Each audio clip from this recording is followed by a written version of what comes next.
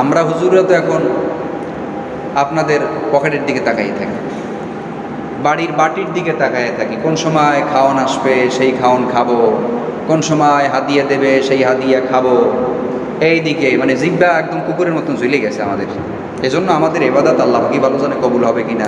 সুদ ঘুষের টাকা, বেনামাজি নামাজির টাকা সব মিলিয়ে জিলিয়ে খেসুরির মতন খাইয়ে ফেলাচ্ছি, কোনো তারতম্য ভাগ নাই আমাদের ভিতরে। ইমাম হিসাবে ধিক্কার, আল্লাহ তাআলা এই পথ থেকে আমাদেরকে হেফাজত করুন, বলেন আমিন। এজন্য সত্য কথা আমরা বলতে পারি না, কারণ যেই মুসল্লি হাদিয়া বেশি দিয়ে লাইছে তার একটা দোষ কইতে গেলে তারে সরাসরি কইতে পারি না, বা সে যদি এলাকার সব থেকে বড় অন্যায় করে তো অন্যায়টা বলা যায় না। কেন? তার হাদিয়া খাই আমি, তার বাড়ি খাওয়ান খাই, এতে যদি আমার খাওয়ান ভালো না দেয়, ঠিক কিনা? এইটা ইমামতের দায়িত্ব না। ইমামের দায়িত্ব হলো ইমাম শিক্ষক, প্রত্যেক ব্যক্তির শাসন করবে। নামাজের সময় আমি তো শাসন করি না। নামাজের সময় কিছু মুসল্লি এক সাইডে সবাই দাঁড়াইয়া যায়, অথচ অন্য সাইডে ফাঁকা থাকে। আবার অনেকে আছে কাতার আঁকাবাঁকা করে দাঁড়ায়, কেউ সামনে কেউ পিছনে, কেউ উল্টাপাল্টা দাঁড়ায়। তো হযরত ওমর রাদিয়াল্লাহু তাআলা আনহু তিনি নামাজে দাঁড়াইয়া তিনি হাতে লাঠি নিয়ে নিয়ে কাতারে ঘুরতেন। সুবহানাল্লাহ পড়েন। কি করতেন? নামাজে মুসল্লিদেরকে দাঁড় করাইতেন, কাতার সোজা করে দাঁড়াও, এরপরে দাঁড়াইয়া লাঠি নিয়ে ঘুরতেন।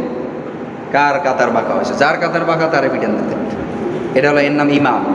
এর নাম কি? তো এখন আমাদের অভ্যাস হয়েছে হুজুর এখন মুসল্লিমুখী, হুজুর হইল মুসল্লির পকেটমুখী, হুজুর হইল বাটির দিকে তাকায় থাকে, কখন খাওয়ান আসবে কখন, আর কোনো কাজ নাই। এজন্য হুজুরের মুখে সত্য কথার লাগাম লেগে গেছে। হুজুর এখন মানুষকে তেল মারার বয়ান শুরু করে দিয়েছে। আর যে হুজুর তেল মারতে পারবে বেশি, সে হুজুর এলাকায় সম্মানিত বেশি, সবাই দেখলি সালাম আলাইকুম। আর যে হুজুর সত্য কথার উপরে অটল থাকবে, আল্লাহ এবং তার রাসূলের অকট্য কথা সে জনসম্মুখে যখন বলা শুরু করবে, তখন দুইটা ভাগ হয়ে যাবে। কয় ভাগ হবে?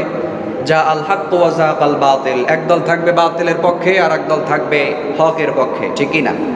এটা আল্লাহ তাআলা কোরআনে কারিমে বলে দিয়েছেন।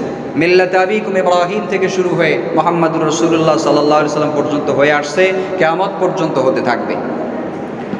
এজন্য প্রিয় ভাইরা, আল্লাহ তাআলা আমাদেরকে ওই সমস্ত ইমামতের থেকে হেফাজত করুক যে ইমামতের মাধ্যমে আল্লাহর কাঠগড়ায় জবাবদিহিতার কাঠগড়ায় দাঁড়াইতে হয়। এই ইমামত থেকে আল্লাহ আমাকে সহ প্রত্যেক ইমামদেরকে রক্ষা করুক, বলেন আমিন। আমরা যেন হকের পক্ষে বাতিলের বিপক্ষে সর্ব অবস্থায় অবস্থান নিতে পারি, আল্লাহ আমাদেরকে সেই তৌফিক নসিব করুক, বলেন আমিন।